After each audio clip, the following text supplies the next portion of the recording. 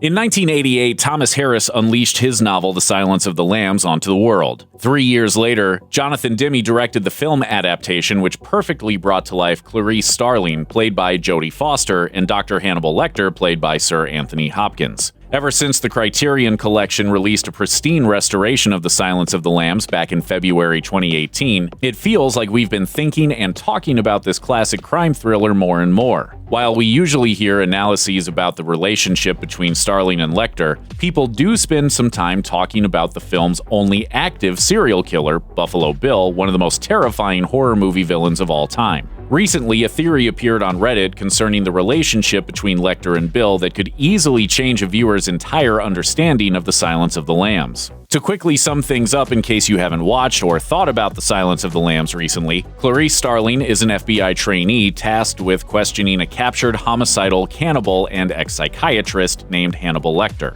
What she doesn't know is that she's actually building a relationship so that she can coax Lecter into helping the FBI capture a former patient of his, the at-large serial killer named James Buffalo Bill Gumm, played by Ted Levine. Readers learned through Harris's novel that Gumm had a traumatic childhood and was placed in a foster home after his aspiring actress mother spiraled into alcoholism and could no longer properly care for him. When his grandparents finally adopt him at age 10, Gumm kills them 2 years later, and his homicidal tendencies never stop. In the film, however, Gumm's backstory is glossed over, though his difficult past is hinted at. It's detailed that Gumm skins his victims, all women, because he's trying to make a skin suit for himself to wear so that he can become a woman. The novel and the movie both depict Gumm as wanting to be a woman, or at least believing he wants to be a woman, but being psychologically unfit to qualify for gender reassignment surgery. In The Silence of the Lambs film, Lecter explains Gumm's predilections, saying, "Our Billy wasn't born a criminal, Clarice. He was made one through years of systematic abuse. Billy hates his own identity, you see, and he thinks that makes him a transsexual." But his pathology is 1,000 times more savage and more terrifying.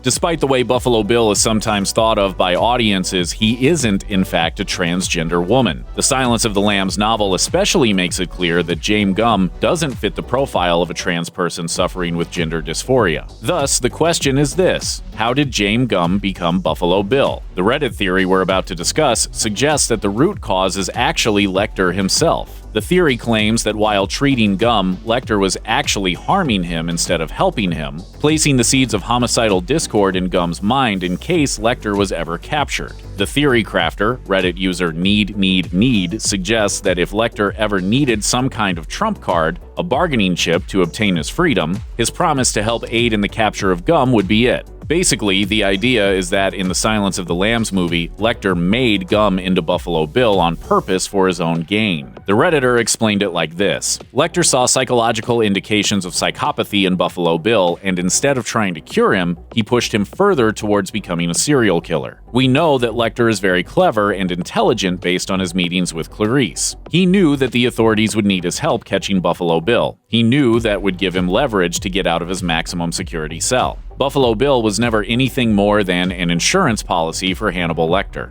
Now, the theory also claims that Lecter knew exactly how to play his cards and manipulate Clarice enough to send him to a less fortified cell with meals of his choice, where he ordered lamb chops because he knew they would be perfect for making a lockpick. Those points don't quite hold up, as Lecter's psychologist and the FBI, rather than Starling herself, arranged for Lecter to move to a less secure facility in exchange for his cooperation during the Buffalo Bill case. Still, it can be argued that Lecter was indeed manipulating people. On the flip side, Lecter didn't use a lamb bone to pick a lock, he used a pin. Maybe Lecter just loves lamb chops. Now, just how possible is it that a therapist could push someone to madness? Well, we know that it's possible for psychiatrists and therapists, who are attempting to seek out repressed memories, have instead inadvertently implanted false memories, thus convincing their patients of traumas that never actually happened. So yes, it's certainly possible Lecter could have accelerated the decline of an already disturbed man. But as other Redditors noted, Lecter isn't psychic.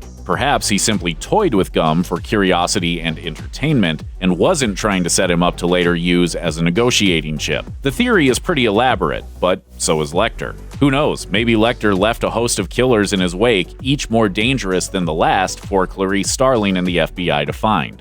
If I help you, Clarice, it will be turns with us too. Quid pro quo. I tell you things, you tell me things. Not about this case, though. About yourself. Check out one of our newest videos right here. Plus, even more Looper videos about your favorite scary movies are coming soon. Subscribe to our YouTube channel and hit the bell so you don't miss a single one.